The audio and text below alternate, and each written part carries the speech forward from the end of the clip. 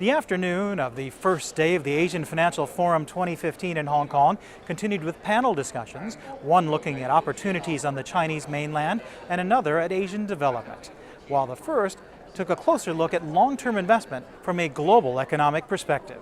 What do you think would be the impact on lower oil prices, for example, in European economies and so on? I can't see it being anything else but positive. Let's just put this in numbers. An oil price and the level that we currently have means a transfer of about $2 trillion from producers to consumers. The average individual in the US is going to save about $500 a year.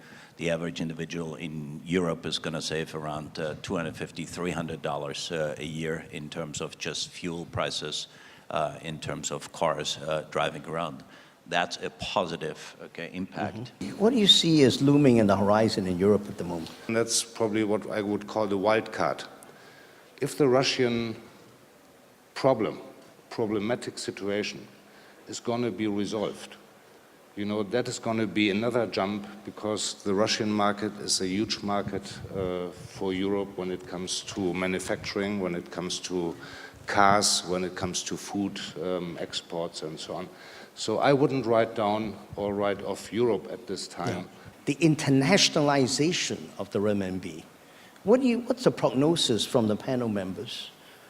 Could it provide some type of balance to the global economy?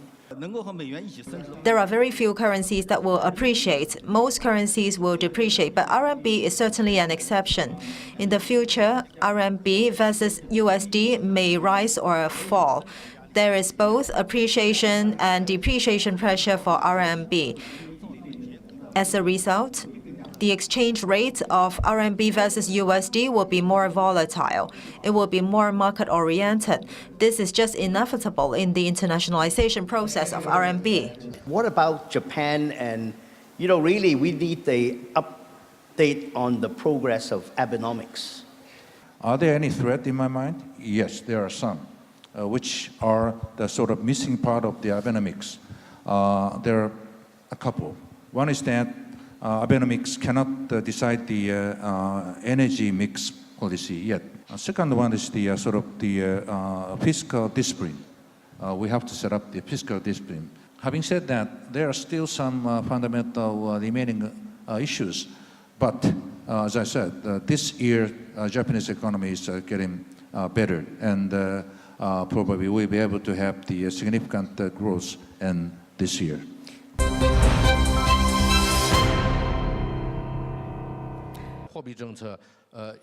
How expansionary will the monetary policy be? Now we have stable monetary policy from 5% to 15%. You may think that economic growth will have to rely on expansionary monetary policy, but I don't think this is a good way, because expansionary monetary policy can boost economic growth. However, it will also lead to some adverse consequences. In 2014, the total number of visitors was 110 million. In the future, I think every year there will be more than 100 million people going out. So I think this is very beneficial to the development of UnionPay. So domestic demand is an important factor to boost GDP. The other factor is reform. Reform will release a lot of innovations. Many jobs will be created.